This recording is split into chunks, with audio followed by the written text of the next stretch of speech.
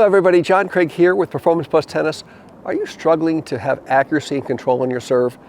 For many recreational players, that is definitely the case, where we're hitting the ball long, we're hitting the ball in the net, we're hitting the ball wide.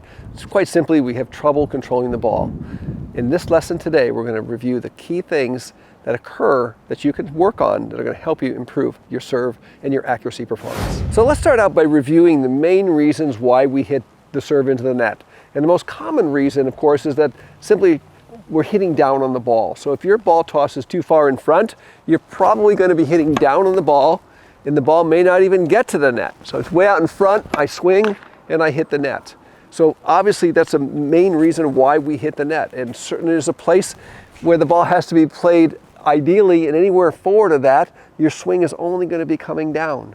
And one key thing to remember, whether you're serving or any other shot, the ball always gives you feedback into what was occurring at impact. So just really realize that if your ball hits the net, more than likely you're swinging down on the ball. Another reason why is low ball placement. So if we toss the ball low and we hit it low, it's very easy to not get the ball over the net and just hit it down.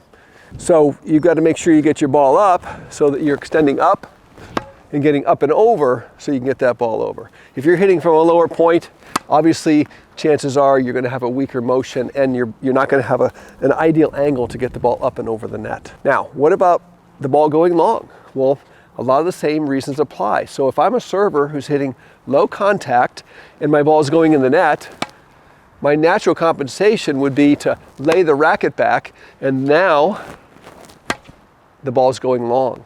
Okay, so if your ball's going long, another solution, real simple solution, is once again, is get your contact point up where the racket head can be above your hand rather than trailing your hand for a low contact. Low contact, trailing the hand, higher contact, racket head above the hand. And that will give you a simple solution for getting your ball to come back into the court. You know, another reason why we struggle with controlling the ball's length and distance and height is simply that we're relying on gravity. So if you're serving and you're relying on gravity, it's very difficult to measure speed of ball, trajectory of ball, and length that the ball travels to get it in the box, especially under pressure.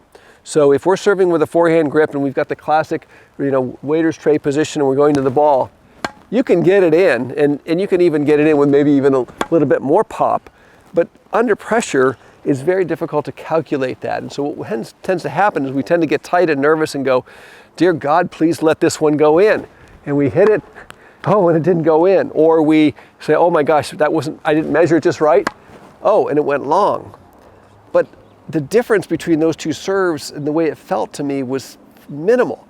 But the difference in the way where the ball landed was significant. So if you're struggling to get consistency in your serve, what is the solution? The solution is to learn how to spin, because spin naturally makes the ball descend.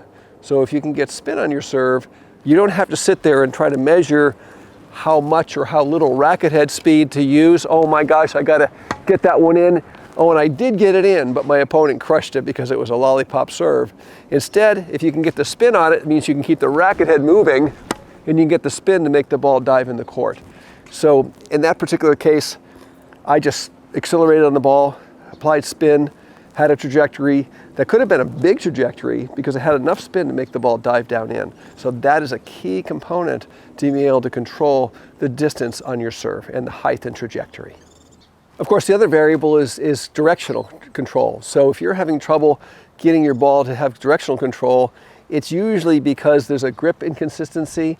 Maybe you're changing your grip in the middle of your swing and you're coming in and there's not a controlled movement between the pronation through the swing and the grip. So for example, let's suppose and a lot of players struggle with this. I've worked with a lot of players over the years that start with a continental grip, but mid-serve, they'll switch to a forehand grip. And then if I pronate, the ball will go off to the right.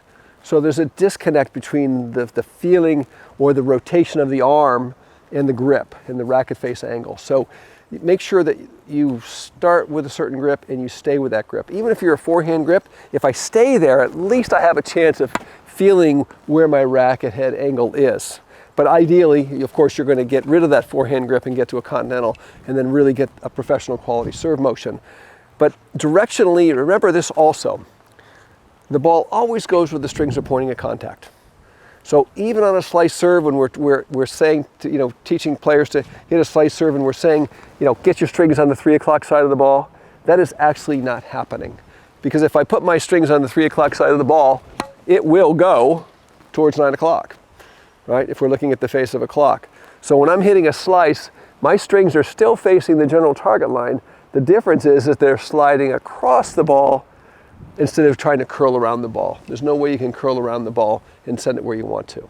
So the bottom line is the ball always goes where the strings are pointing at contact. So you've got to have that directional control. So if I'm going to slice in the deuce court, my strings are going to face that angle. They're going to face that angle. And you can see that the strings are facing that target when I made contact. But the strings are sliding across the ball to create the spin effect. And if you're struggling with directional control, start with your feet and make sure that your alignment with your feet also matches your grip. And for example, if I were serving with a forehand grip, it would make no sense for me to be fully sideways that I want to be if I were serving with a continental grip. Because if I have this grip and I'm sideways, I'm going to want to serve the ball that way. It's going to want to go in that direction. So my stance has to match my grip. So if I am more of a forehand grip server, which many recreational players are, I'm going to be a little bit more with my feet this way so that it's comfortable for me to hit towards my target this way. Okay. Conversely, if I'm more of a continental grip server, I'm definitely going to get myself turned sideways, because if I'm this way and I'm a continental grip, my ball is going to want to go to the left. If I get this way, now I'm more in alignment with what my grip is. My alignment with my feet matches my grip, and that's really, really important that you have that. Now, there's other reasons the ball can go offline of your target as well. For players that are focusing on pronation, you could over-pronate a little bit early and get your strings a little bit on the left side of the ball, and it would do, it's windy out here, and it would do that. So how could you solve that? Well, you can practice this. You can just simply rehearse your serve and get used to feeling how the racket gets up to the contact and pronates into that angle. See that? And then when you place the ball up there, you just try to do the exact same thing. Boy, it's windy up there. And there we go. So you can practice without the ball the feeling of how the strings come into the angle, and then place the ball in there and serve it, and that will help you improve your directional accuracy as well. Thank you so much for watching today's video, and I hope these concepts will help you resolve issues with your serve that relate to not only direction, but also distance and trajectory, and improve your serve consistency. Please give us a like, leave your comments and questions down below, subscribe to the channel if you've not done so already, and click on the link in the description down below if you would like to submit a video to me so I can look at your serve and help you improve your serve performance through my video analysis program. Thanks for watching today's lesson, and we'll see you in the next video.